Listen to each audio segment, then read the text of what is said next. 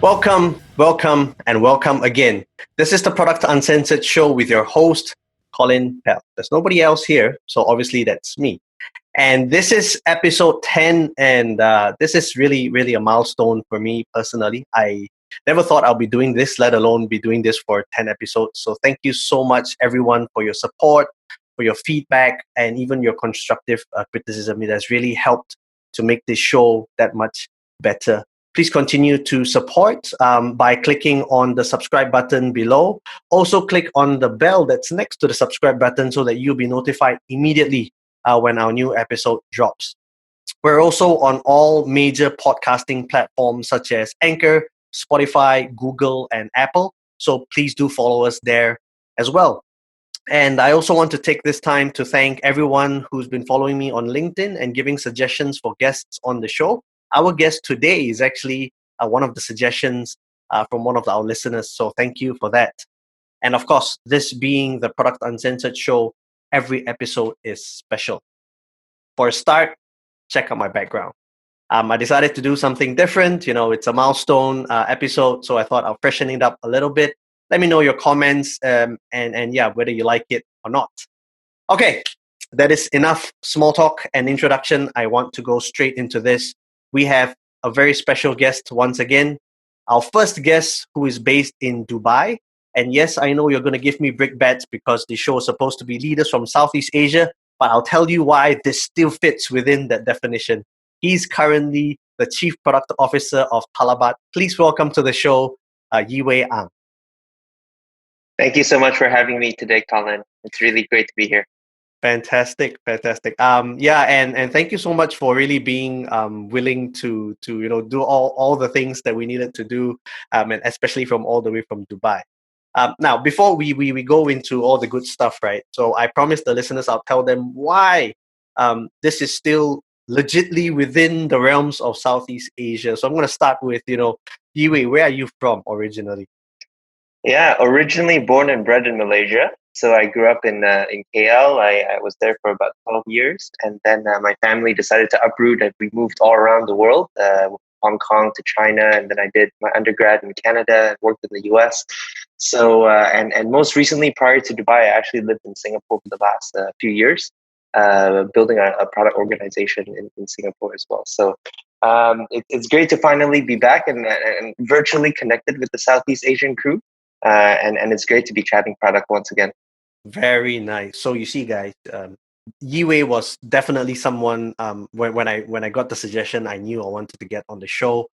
And so, yeah, let's talk about a bit of that background that you talked about, right? Because you are from Malaysia, but then you also studied in Beijing, if I remember looking correct. Yeah. Yes. So how did you end up there? Because I think you alluded to it when you said your family moved around. Yeah. So I think, my family growing up, we were sort of expat kids, my dad at the time was, he had a bunch of different jobs sort of around the world. So I think I've been really fortunate to be in very different parts of the world in a very different era. Arguably, when I was in China in 04 to 08, it was prior to the Olympics. So it's very different from the very tech-enabled China that we know today. But it's great to see and experience all of that. Very blessed and fortunate to have been part of that. Okay. And you also did your undergrad in University of Toronto, is that right? Yeah, that's correct. And tell us about a little bit more about how did you get into that? Because you actually studied industrial engineering, I think majoring on human-centered design, which is not something that is, well, at least in this part of the world, not that common. So how did you get into that? Yeah, I think, so growing up, I always was very interested in product development, specifically software engineering, right? And I applied to be in computer science programs pretty much in every university that I applied to, except for the University of Toronto, which they had this sort of general first year engineering program. And I said, okay, let me give that a shot. And in that first year engineering program, I was introduced to the concept of human factors. So human factors is basically a study where it talks about humans' interactions with technology. So, for Mm. example, how pilots interact with all of their different equipment, and how that affects decision making, and how that affects things like accidents and safety and all of that.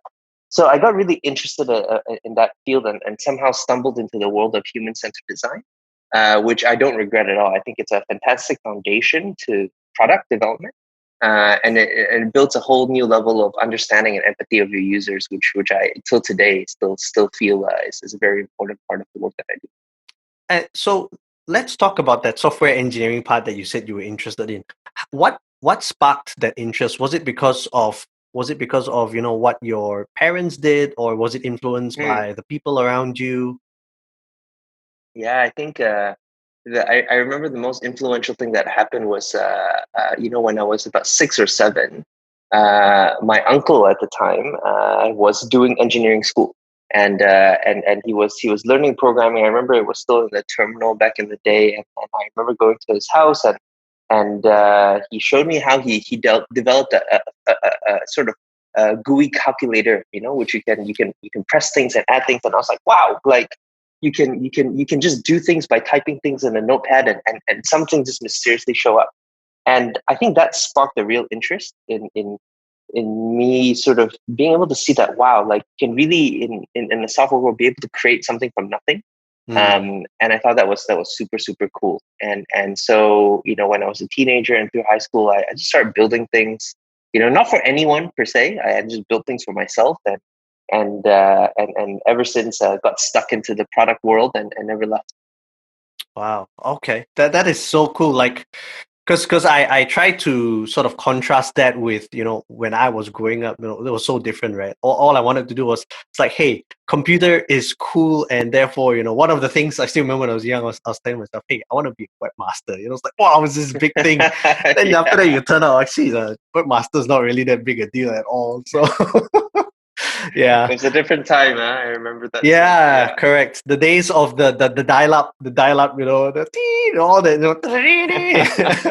getting disconnected Yeah, when. GeoCities and everything. Yeah, absolutely. Oh yeah, what was the other one? Angel Fire, was it? Yeah, one of those. Man, those are different days altogether. Okay, anyway, let's continue. So you graduated, and then you actually became a UX researcher for IBM, right?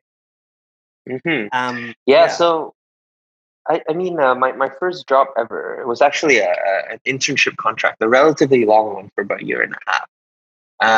But my first job ever was as a UX researcher. And arguably, I think there are elements of that job that I still today I tell people it's one of my favorite jobs that I've had.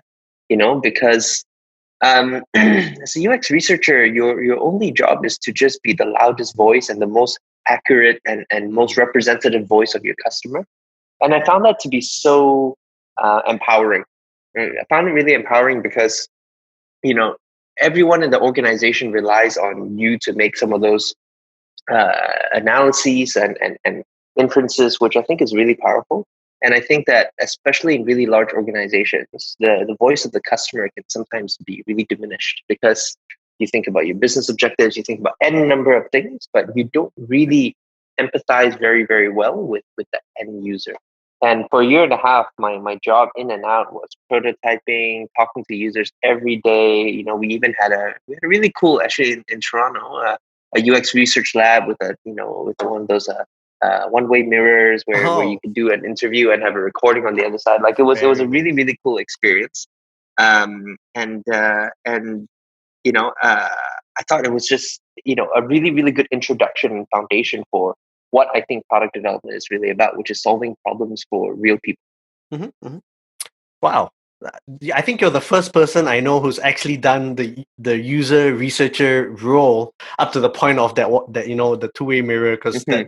that's almost CSI like in that sense. So Yeah, a little bit, right? A yeah, little bit.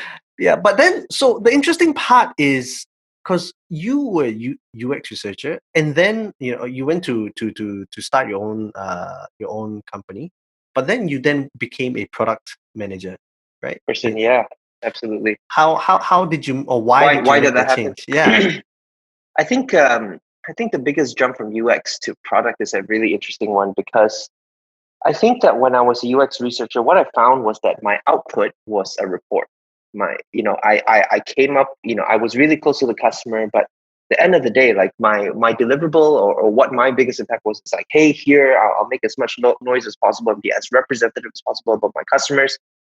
And then it sort of ended there. And remember, like this is quite a while ago where I don't think the design team was fully embedded within the product squads. This is quite a modern concept. I think back in the day, we were still like talking about the discussion of transitioning from waterfall to agile, right? So it was a slightly different world. Yeah. But what I was a bit frustrated about was like, look, like I'm so close to customers. I really like I see their pain, but I felt like I wasn't the one driving some of those decisions to make that happen.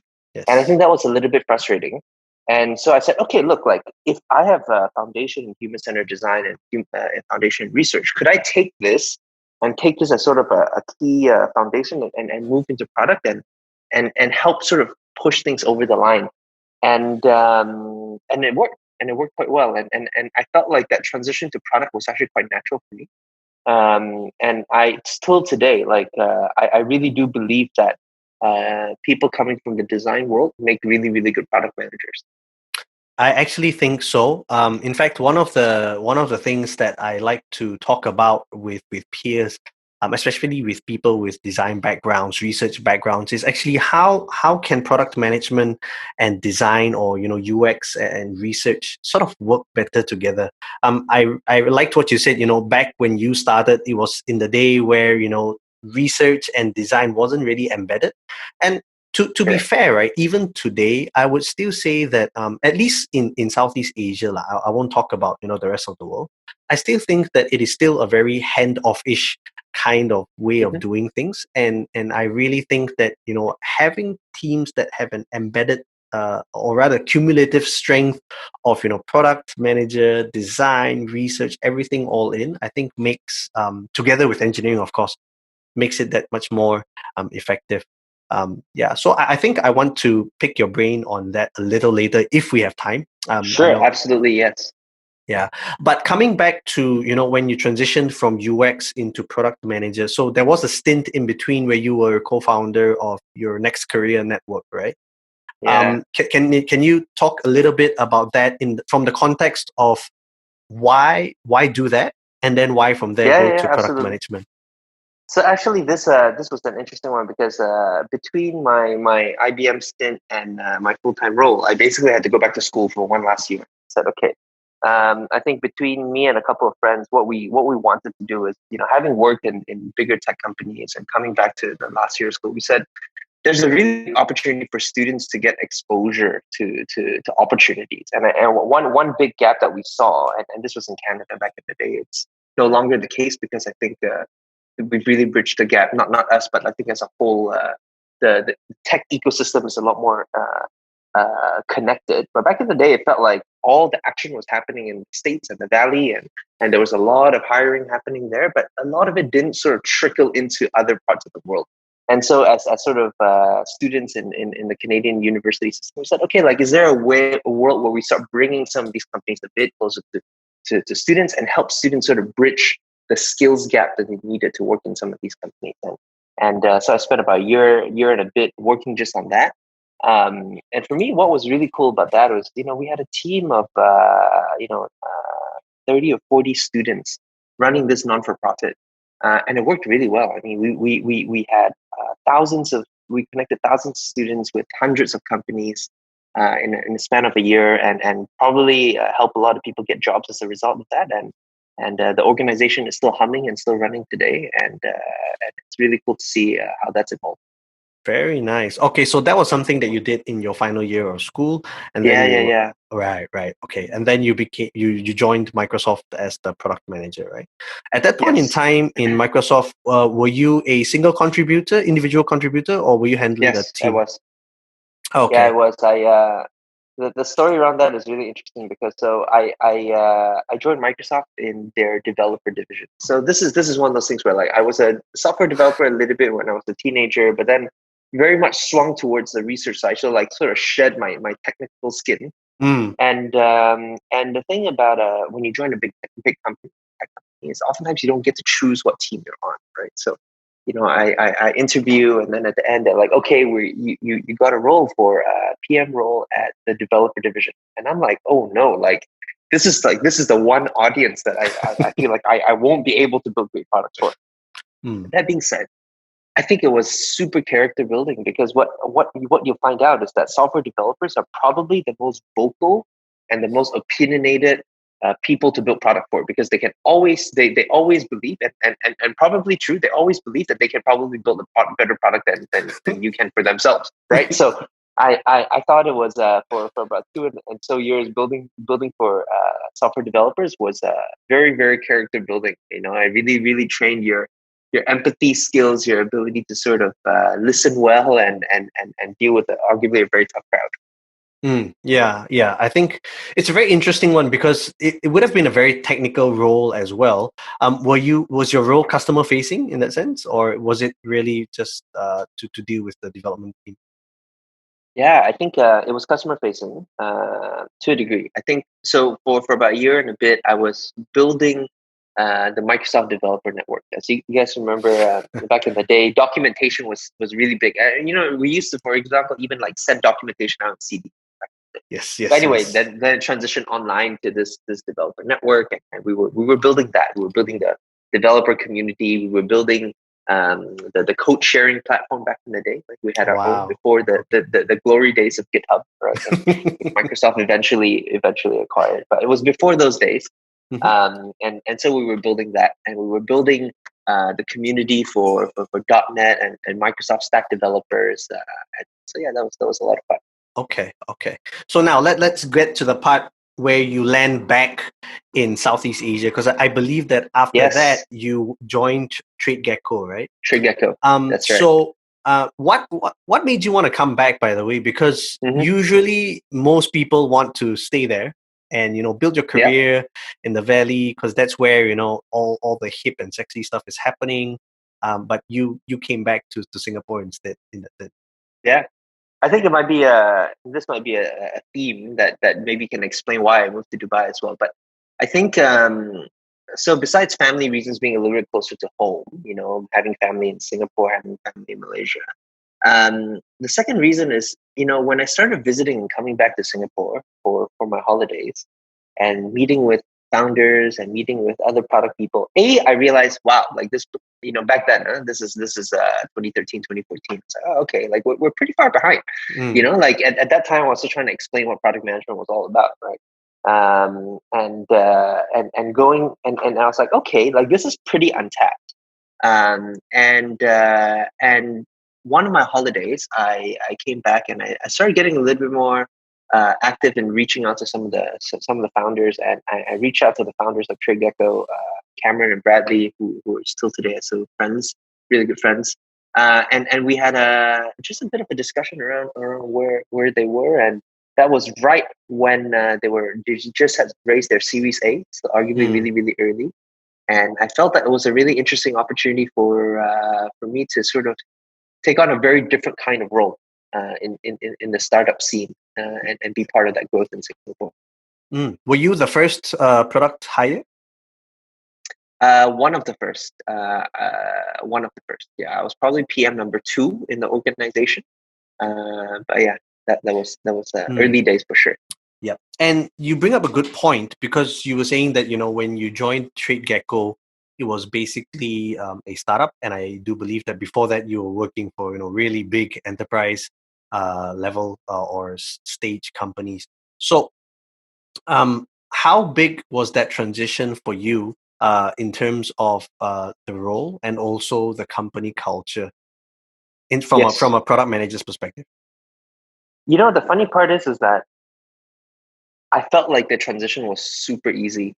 And I say that because maybe working in a really big company, you carry all this baggage, and you're like, man, I wish I didn't have to do this, and I wish I didn't have to do that. And then you go to start like, oh wow, like this is newfound freedom, like, and I thoroughly enjoyed it. I remember even like within week 1 or 2, like, I felt like I was running at a pace that I never ran at before, Mm, because there was nothing in my way. And I felt that that's to be super liberating, and for however long I was at TradeGecko for, probably about 2.5 years. um, I felt like I had the room to be able to run, and that was really cool to be able to explore new roles, explore different aspects of a product, um, and I felt like it was a relatively easy transition. I think what was really cool is being able to sort of bridge, sort of some of the best practices, like what you've seen really big companies do. Because like the reality is, as much as there are problems with big organizations, the reality is that they build products that make a lot of money. Like it works. Like there's something about it that works, right? So I think if you extract some of the best pieces of being in a large organization and try and transplant some of that into a smaller organization, a very key example is like how you present ideas, right? Like how do you, in a very structured way, build a case towards why you should be building X versus Y? Like it's little things like that I think in sometimes when you're in a small company that you're just so used to just doing things without being as deliberate. I think being in a big company sort of helps coach you in some of the more structured ways of thinking. Yep, yep. But the flip side is also true, right? Because in a much bigger organization, your role is a lot more defined in that sense. And again, please feel free to correct me if I'm wrong. But the experience that I had is in a much bigger company, your role is a lot more defined. Whereas in a startup or a smaller company, you tend to have to do everything. And the flip side I was referring to is that you kind of don't have time to think in that sense, right? You're sort of you just keep, because the famous word is, you gotta hustle, right? So did you find that you were experiencing that as well, that having to switch to the, now everything is 24/7, basically. Yeah. I think the good part about being, I guess, in a B2B SaaS company is that it's not as intense as probably more the consumer facing side of product. So there was that going for us. Yeah. But yes, I think the pace was a little bit different. But honestly, I don't think it was that hard of a change because I was looking for that. I was looking for that pace anyway. So I thought any improvements there was very, very welcome. I absolutely love that part. Wow. Yeah, I agree. So just quick question, even before we hit to the end of the interview, but I thought I'd ask it now, right? So if you had a chance now to go back and work for one of these enterprise level companies versus, working in a startup, which would you feel more affinity with now at this point of your career?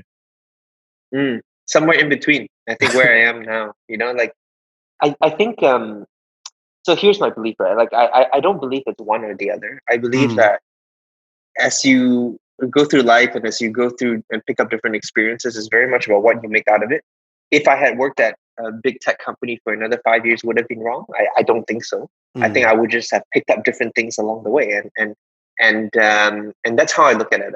I guess call it opportunistic, call it optimistic, but I really do believe in that any opportunity that you jump into is an opportunity for you to grow in a tangent that you may not have thought about before. Very nice. That's what you call a positive growth mindset. So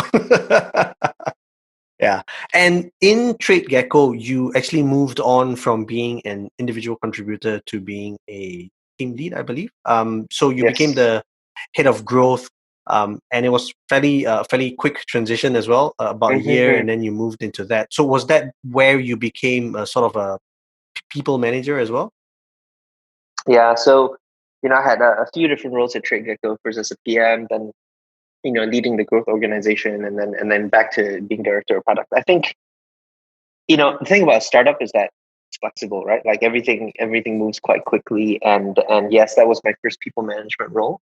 And what I loved about being in a startup is being able to dabble in a few different things. Right? Like you started in product, and then realize that in a B2B SaaS world, your product is your growth engine. And so the extension from product to growth and thinking about how do you optimize the onboarding experience and the trial experience and make sure that people convert at the end of the trial, like it's a very connected piece between product and growth. So it was great to be able to dive deep into product and then jump into growth and think a lot more further up in the funnel, and then eventually bringing it all back in as a director of product. So it was really great to be able to sort of explore different parts of the organization and grow that way. So in that experience, when you moved from being an individual contributor to being, a people manager, in that sense. Especially, I'm kind of moving now to more your director of product role in TradeGecko in that sense. You're pretty much one removed from the product, right? Because now I remember one of the guests said it, right? Your product is now the people, the product managers, 100%. themselves. And for you, from your experience, what was the biggest change that you had to do in order to properly transition into that role? Yeah. I think I'm probably not going to be the first one to say this or experience this as that was sort of my first people management role. And the biggest mistake that people often make is still being super hands-on, right? Like, I think that coming from as a former PM, you almost always have this inclination to go, I can do it better and faster. Like, I should just do it. And I think that, and really as a first line manager, in product especially, your job is to coach, and mistakes happen, and experimentation is part of the game. And you very much have to find a way to cultivate that culture where people have a safe space to try and fail, and if it fails, we pivot, right? And I think it's and it's that I think I wish I had known earlier, but it's part of growing at the end of the day.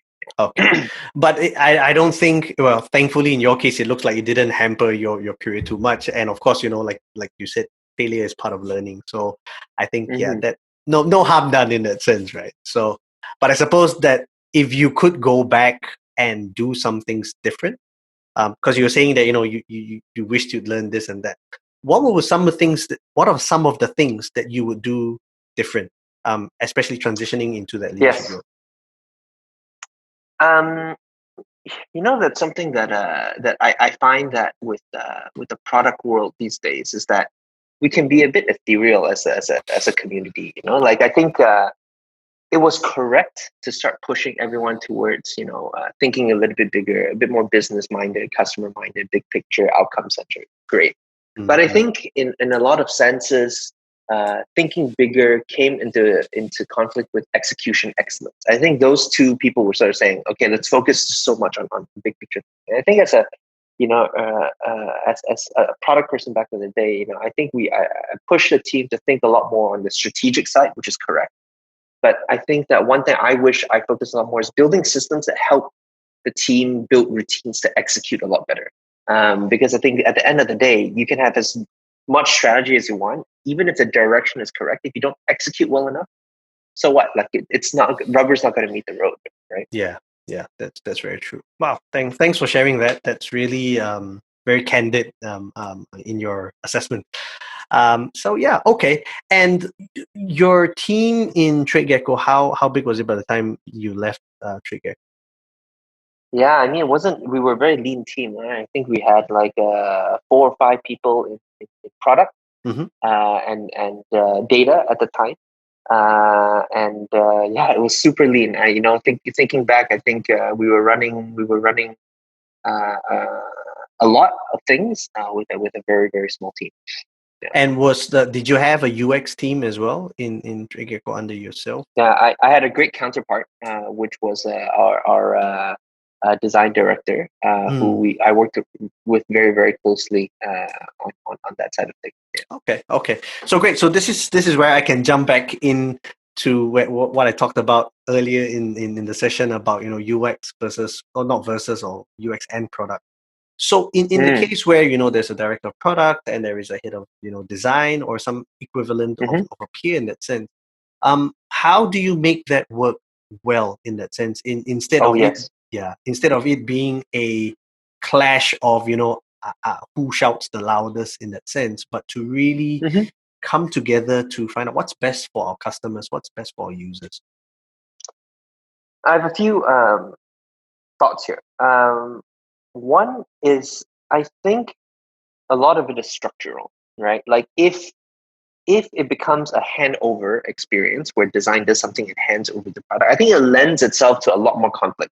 Because design does its thing, doesn't talk to product, and the product says, what is this? I don't agree with this information. Like, and I would argue that it's the same relationship with engineering, right? Like, in a world where product does product things and hands over to engineering is very detrimental to actually collaboration. I think that when you have a very, very strong head of product, very, very strong head of design, very strong head of engineering, I think that the key here is to make sure that they're solving problems together. Mm, Because as you're validating ideas, as you're going and figuring out solutions, the reality is that each of these aspects bring something to the table, even early days. I think people who say that, well, let's leave engineering till later because they'll scope it out later once we figure out what we want to build. yeah. I don't think that's actually correct, because I think engineering has a lot to bring to the table really early on, because Yes. the concept of what's possible, and remember, these are also the people who are really close to building the product and understands the possibilities, the art of what's possible, the art of what new technologies can bring. I think that is so powerful and so underutilized in Yeah. organizations that have engineering really far apart from product, really far apart Yeah. from design, Mm. right? Yeah, but the sort of problem with that is, a lot of people always say that, you're wasting engineering time, right? I mean, Sure. I've experienced it and I've heard it from other people before, and I'm sure you've heard that as well, right? Where they Yeah. say, oh, but don't waste the engineer's time, go validate first, go figure it out, and then pass it to them. And I've always felt that, nah, that shouldn't be the way, right? You want to bring them in as early as possible. Um, s- Yeah. And I think the metric we're looking for here is waste, is rework, right? Like, I think that that when you involve engineers and design early enough, you prevent rework. Because I think what happens a lot of times is through conflict, and this is the stuff that you don't track. Through conflict, you go back and you redo things again. Like that, even if you waste an hour of time, like that already justifies why you guys should have sat together really early on to just align on what we want to build. Right? I think mm, that's a bit, yeah. I think yeah. So, I think the thing to be to fight against, though, is context shifting. I think that's the challenge. The challenge is engineers need deep work and deep time to work on what Yes. they work on. But if Mhm. they have three separate meetings, in the day that's completely fragments their day and they don't have time to do deep work, I think that's the problem. I think that's Mm. the problem that we really need to solve.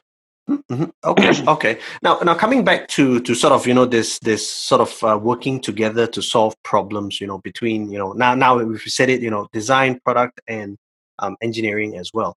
Now, in your experience, how would you ensure that we're not doing it as in decision by committee or by consensus in that sense? Because that's the other danger of it, right? When you bring more people together, you don't want to end up compromising on what the best solution is Yep. or what we think it I is. think I think it's I think it lends itself from mutual respect of what you're best at.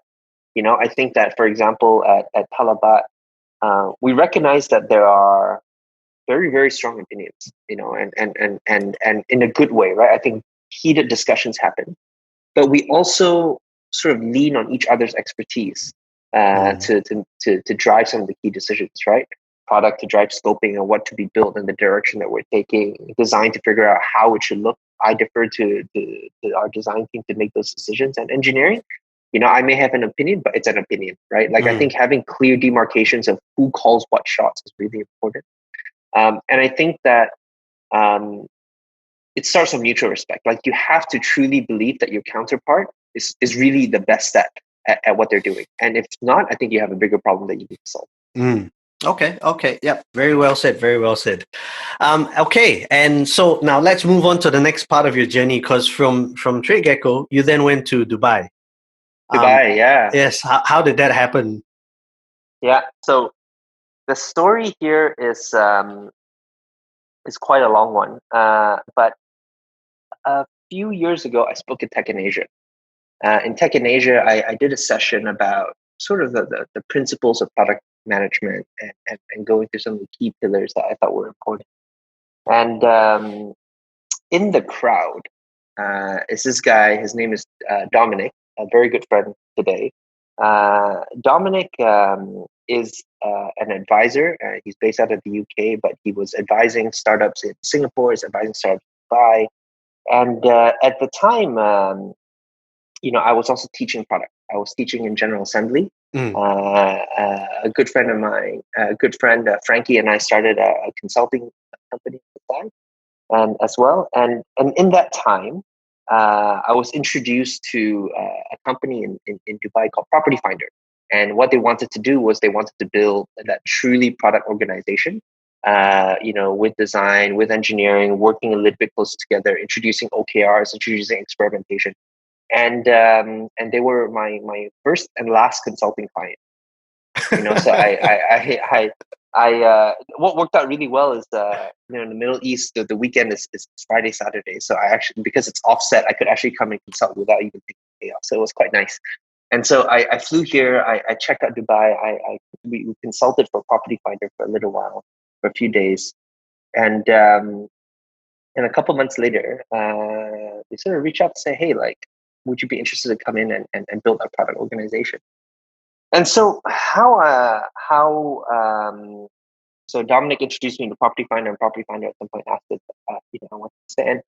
And when I came to Dubai, one observation I had was the same feeling when I moved to Singapore.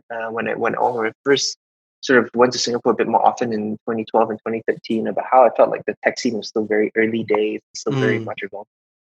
I felt the same way about Dubai and the Middle East, right? Like, I think that the big surge and the big amount of tech growth that we saw in Southeast Asia over the last 5, 6, 7 years, I'm seeing a lot of those elements in Dubai and in the Middle East right now, right? You got to think about just the sheer population growth in the Middle East, right? Like, just look at Egypt as a country, 100 million people, leapfrogging in technology the same way Indonesia is, right? Like people's first devices is a mobile phone, right? Everything is mobile first. Like, how do we think about that? And it's so untapped. It's so untapped. Over the last 2 years, I've been fortunate enough to be able to travel to Cairo a few times. We will go to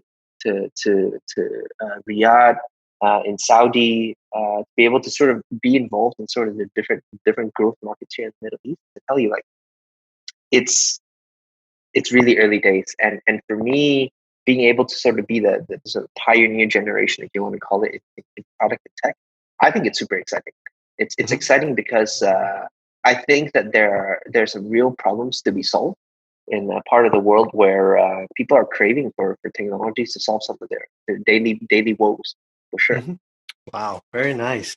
And actually, from there, you continued on in Dubai and you joined Talabat, right? Yes. Which is owned by Delivery Hero. Delivery Hero. Okay. So the same parent company as Food Panda and a few others. Yeah. Yeah. And so the question was, because in Property Finder you were VP, and now in Talabat you are now the CPO, the Chief Product Officer, which is again, a much bigger responsibility, a much bigger role. And again, so the question I'll pose to you again is, what changes when you move again? Now you are at that level.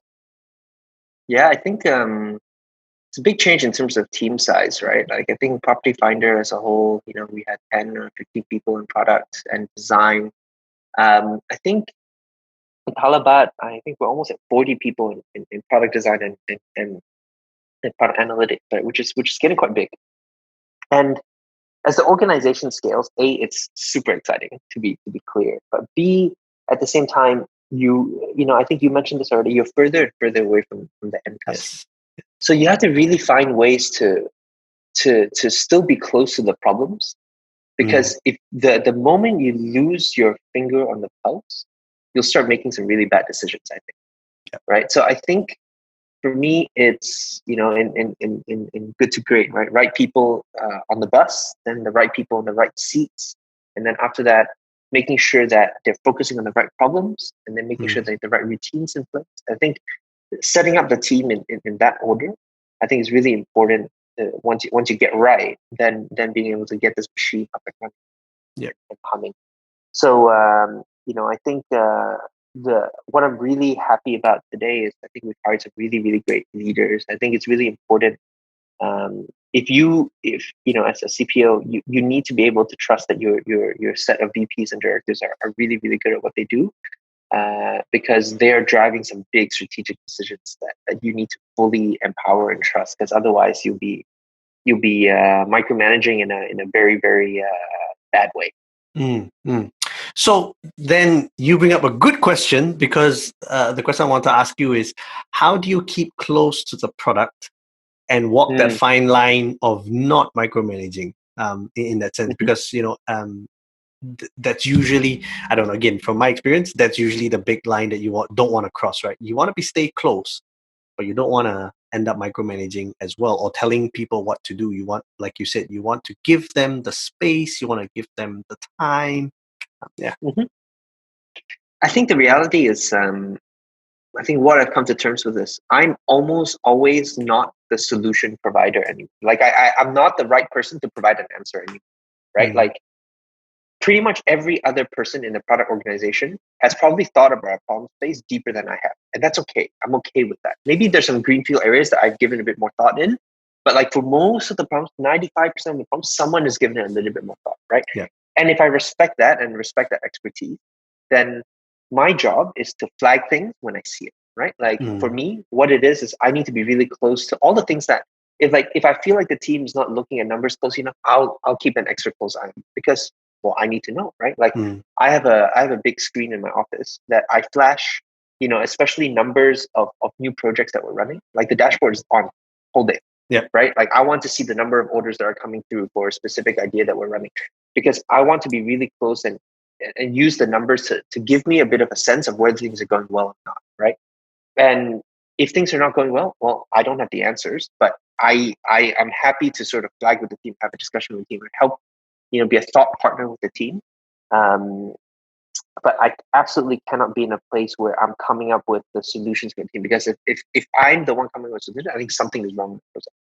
Can I help reorient the team? Can I help a team reprioritize? Can I help a team decide on what are the biggest problems to be solved? Absolutely. I think that's a role of leadership. I think that arguably this is another contrarian thing to say. I think a lot of modern product organizations sort of delegate prioritization too far down in the organization, that it ends up you end up having a lot of squads and parts of the organization that aren't rowing the same direction. I think that's a leader. Your job is to make sure that all of the different components are built so that they're aligned and building the same story. Okay. Yep. Very well said. And I wanted to sort of dive a little bit deeper into something that you mentioned when you said you joined Property Finder, which was that the scene in Dubai was pretty much like what Singapore was, in 2012, 2013. How would you describe the product scene in Dubai right now? Yeah, I think the good part about Dubai is that it's super, super international. Like I used to think that, Singapore was very expat friendly, and then I realized I came to Dubai. I'm like, okay, 80% of the population is expats. Okay, it's different here. What I love about that is I think the diversity in the teams in terms in product and tech and design is really amazing. The number of nationalities that we have in the team, really, really cool. I think that lends itself to some really interesting opportunity. But I would say that the scene here is A, diverse, but B, I still think it's like the scene as a whole hasn't failed enough, hasn't experimented enough, hasn't made its fair share of mistakes for the great ideas to surface. Right? I think that there's a lot of capital. Don't disagree with that. I think there's a lot of money, one way or another, being funded, right? Traditional businesses, real estate developers, that, who are putting a lot of money into the product tech. Great. I think that there's a lot coming into the ecosystem, which allows for really great hires as well. Like I think that if you look at the hiring that's being done in the region, like there are people moving in from from Europe, from Singapore into the scene here in the UAE or in the Middle East, which is really exciting. But I think it's the maturity of the skill set, maturity of the way of thinking around experimentation and the product mindset that I think still has a way to go. But what I'm sort of very passionate in building over the next 2 years is, next couple of years is that foundation in this team, so that we become that example of that product-led organization that is really big on experimentation, being data-driven, close to the customer. So working on that. It's a work in progress right now. Okay, very nice.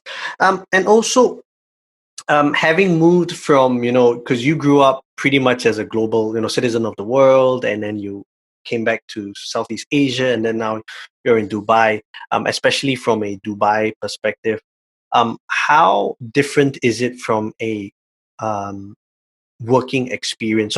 So maybe I can try to sort of put it down a bit more specific, because obviously as a product leader in wherever you are, there are obviously cultural differences, things that you need to sort of overcome, or things that you have to adapt to. So from your experience, what was it that you needed to do when you moved to Dubai in order for you to succeed in a product role or in your product leadership role?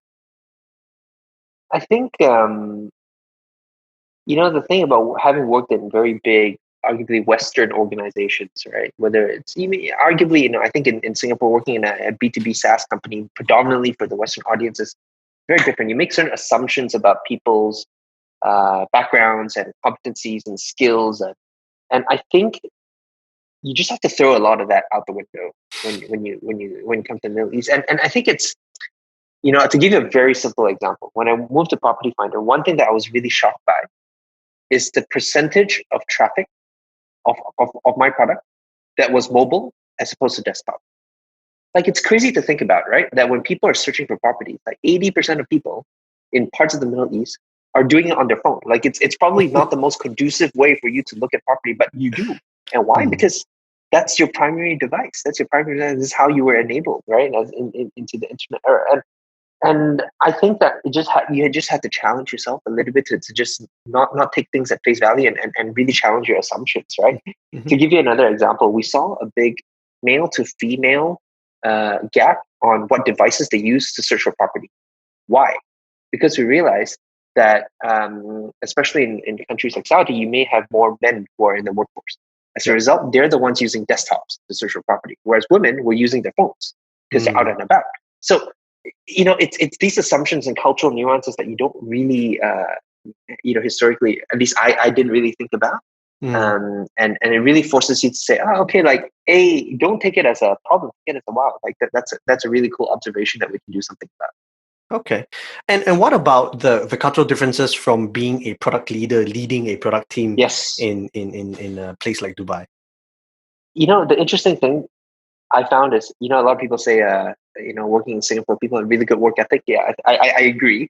But the really cool part about Dubai especially is that because everyone has left their homes, wherever their home may be, Europe or Asia or whatever, to move to Dubai, everyone has moved to Dubai with a bit of that, it's not the American dream, I guess, but the Middle Eastern dream, whatever you want to call it. But people move to Dubai because they really want to accelerate their career. They want to work really hard. And what I find is that the work ethic in at least the organizations I've been fortunate to be part of has been fantastic. Like, people work really, really hard to solve some really tough problems. And the good part is, because we've been able to attract some really good talent, arguably the tax-free status and things like that helps a lot, for people to move over to Dubai. Because we've been able to attract some really good people, I think that's a very good flywheel. Very motivated people who are very, very brilliant, who want to make a difference in this part of the world. It's been great to be able to be part of teams that have that kind of mindset. And so I think culturally, what I found was really good work ethic, from the organizations that I've been part of. So that was my personal experience here in the Middle East. Okay, very nice. Now, switching gears a little bit, looking at all the companies that you've been in, the roles that you've been in, especially from an industry, looking at the industries that you've been in, it's been very varied, right? You've been in real estate, food delivery, developer facing a product, and so this brings me to a question which is almost an eternal debate in that sense, right? As a product manager, should you be a specialist or should you be a generalist? And I'll give you a bit of context, right? So I think a couple of weeks back, if I remember correctly, I was actually thinking about this. And so I put up this poll in LinkedIn. Should product managers be, specialists, generalists, or do whatever it takes? And from your perspective, I would like to find out as well. What do you think about that? I absolutely believe that product people should be specialists in solving tough problems for people, for customers, right? I think that if you're a strong product person, and strong not in the sense that you understand a particular industry particularly well, particular dynamic really well, understand a system really well, but like strong in the sense that you you're very data curious. You understand the qualitative, the quantitative. You understand how to find the critical path to solving a problem, whether it's a customer problem or a business problem. I think those foundations don't go away. I think those are the foundations for whatever problem you want to solve, right? Yes, sure. Some problems are more fast moving. Some problems are a little bit slower. Some problems are a little bit more customer facing. Some problems are a little bit more back office. But at the end of the day, like, what I think product managers are specialists in is how to find the critical path in solving a problem for someone, right? And if that's true, then I really do believe that product manager is probably a very, very malleable skill set. That being said, I think there's some merit in being able to work in similar industries, right? Like coming from real estate, a two-sided marketplace, to a food delivery company, a three-sided marketplace. There are, of course, some parallels that I've been able to draw, right? But I don't think that it is the most important thing that I look at when I hire PMs, as an example. Yeah. Okay. And so moving along that train of thought, right? What advice would you have for any product manager who's trying to make the move into product leadership? Yeah. What would you advise? What would you tell them? I think there's a couple of reasons why product leadership is hard to break into. And I think the first one is a very practical one, which is the ratio, right? Like I think if you look at most organizations, you have, I don't know, anywhere from 2, 3 to 10x the number of engineers that you have product people. So as a result, I think that there's probably a lot more engineering leadership that comes through, or design leadership that comes through, than product leadership. I think that the product leadership opportunities are less. And I do think that, that the heads of product often want to keep their teams very flat. And for the reasons that we've already discussed, which is being close to the problem and not creating too much sort of hierarchy. I think that's still a correct decision. And I think that the reality about product leadership, though, is that the people management aspect, yes, it's important, but it's probably not the most critical. I think there's a lot of mentorship, and there's a lot of helping other people learn the competencies and the skills and the experimentation mindset and coaching. That is probably really important. So what I would say is that, like, breaking into that first role is really about making sure you hone in that skill, that mentorship skill, that ability to help an associate PM or a new grad PM grow through that. I think that is probably the best prep work you can do, because if you can do that once, you can do that twice, you can do that 3 times, it will set you up to become a proper product leader. Because if you truly believe that being a product leader is not about you making decisions for everyone, but you helping people sort of build the skills to be able to make decisions on their own, then that's coaching and mentorship, right? And that arguably is probably the most underdeveloped thing that I've seen a lot of in a lot of new product leaders that we need to make sure that this is really built and honed in. Right. Thank you. And again, so still moving along the same vein, right? So for you, you're arguably at the pinnacle of a product career, as in you're the chief product officer. You can't possibly go higher than that within a product hierarchy in that sense. What do you think is next for you in that sense? I would argue that yes and no, because I think that even in the organization that I'm in today, I think as we scale and as we grow, as we Delivery Hero being a 20 billion euro company today, when it becomes 30, 40, 50, 100 billion dollar euro company, I think it will be a very different kind of product. It will be a very different kind of team, a very, very different kind of structure. Even today, my role is changing in the sense that, like, we're, as Delivery Hero, a lot more global in the way that we build products, right? Building services for other entities to consume. I think that kind of product management is a bit different. And the reality is that title is one thing, but I think your scope will always move and your scope will always change. And so I think the exciting part is being able to take on more and solve different kinds of problems, arguably almost like people and system and organizational design problems now at a global scale. I think it's really interesting. And so for me, I feel like I still have a lot of runway to go in being able to truly lead a more global team, a multinational team across different sites. We have, for example, a product. We have a product team here in Dubai, but we also have a product team in Cairo, in Egypt. So Mm. managing that and scaling both sides up is something I'm particularly excited about. Okay, very nice. And if I were to ask you theoretically, of course, because you've worked in the States, you've worked in Singapore, Dubai. If there was another place that you could go to, right? Where do you think your adventure is going to take you next in product? If you Maybe could choose. another continent that I haven't lived in yet. Could be Europe. Let's see. Could be Europe. Could be Australia. Who knows? We're very open to that. But right now, I think that we have a lot of runway left in the Middle East, and we're going to stick around here for a little while longer to really crack product and tech here in the Middle East. Very nice. Final question on this topic of geographical differences and things like that. What I think it would be good to know as someone who has been very well traveled as a product manager and as a product leader. What would you advise people who are trying to break out of their shell to move into a different location in that sense and hone their craft? What would you say would be important for them to understand or to learn? Yeah, I think if anything, know that it's not as scary as you think it is. I think that moving to a new location, especially these days, I think that with a much more shared understanding of what product and tech is, I think if you're joining the right company in a different location, of course, through the interview process, really assess whether the company is the right culture fit for you. If that's the case, I feel like from a work perspective, it should be a relatively easy move.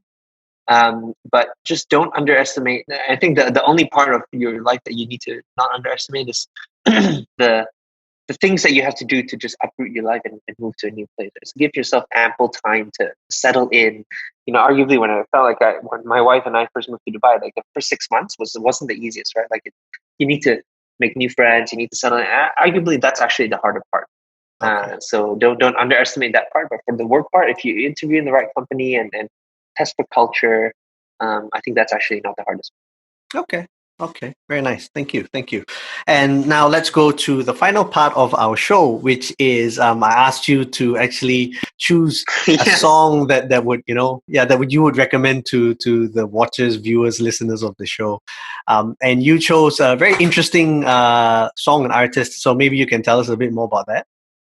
Yeah. Look, I think it's more important that I share about the artist than the song. So the story here is the artist is Pink Martini, and I don't know if many of you listeners have heard about them. The reason how I was exposed to them is actually quite a few years ago. I first heard of the music, but then more recently I was watching Money Heist, the Netflix series, and I was going through the soundtrack, and this one of these songs really popped up again, and I was Pink Martini. I've heard of them before.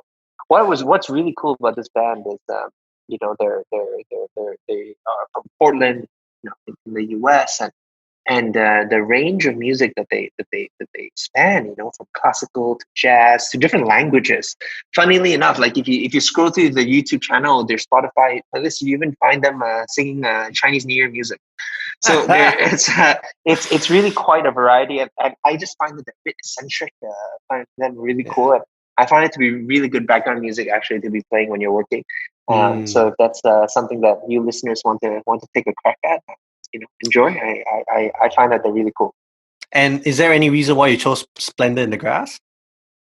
No, well, that's just one of the ones that I really like. Just one of the songs that I've been listening to a lot when I'm working. So right. And it has no bearing on why you're wearing a pink shirt today, right? No, not at all. I think not at all. Pink Martini came to Malaysia twice already, if I'm not mistaken. They performed twice. Okay, Yeah, cool. I've got a couple of friends who are like big fans. I'm okay. I listen, but I'm not such a big fan because I think the point that you made about how eclectic the music is, it's a little bit of that part that I can't really understand. Like there's some songs that I really love, and then the other one's like, okay, I kind of don't get it. So. Yeah, absolutely. Yeah, a bit polarizing. Yeah, exactly. So there's some parts that you really, really like. Yeah, like Splendor in the Grass is fantastic. Almost has this the Carpenters type feel to it. And then some of the other songs I just cannot. So yeah, fantastic. Really cool. Yeah, so folks, that's the song by Yi-Wei, Pink Martini's Splendor in the Grass. Splendor in the Grass. Sorry, I'm mixing up all my words. He's got a nice pink shirt on. I've got a nice pink background. So yeah, there you go. So Yi-Wei, before we end the show, do you have anything that you would like to say to anyone in the product scene, especially those who are listening in about product in Southeast Asia or Greater Asia? Mhm.